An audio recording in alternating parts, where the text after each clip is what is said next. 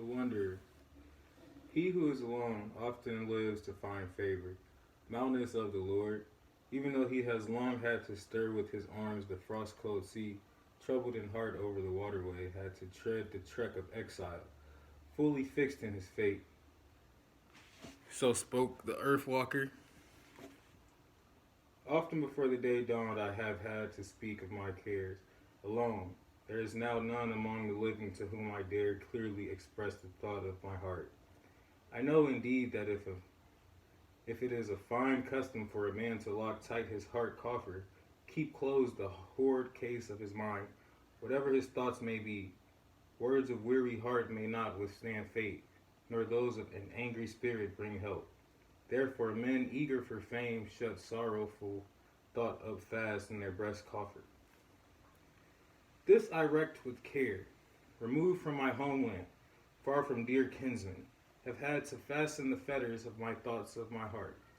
Ever since this time, many years ago, that I've covered my gold friend in the darkness of the earth, and from here I crossed the woman the woven weaves, winter sad, downcast from want of a hall, sought a giver of treasure, a place, far or near, where I might find one in a mead hall who should know of my people, or would comfort me friendless.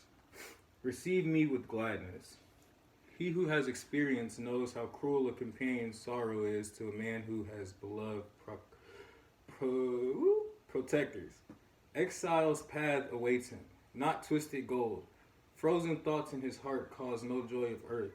He recalls the hall warriors. In taking on treasure, how in youth his gold friend made him accustomed to feasting. All delight has gone. He who has loved to forego the console of a beloved Lord knows indeed how.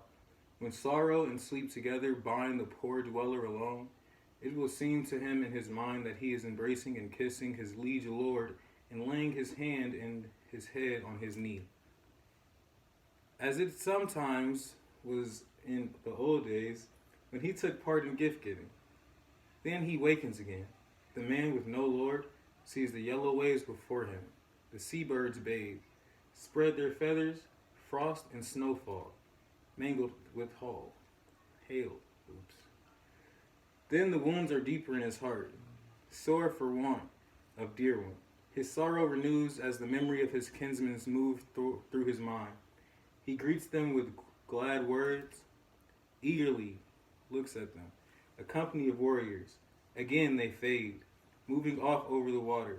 The spirit of these fleeting ones brings him to no familiar voice. Care renews in him who must again and again send his weary heart over woven waves.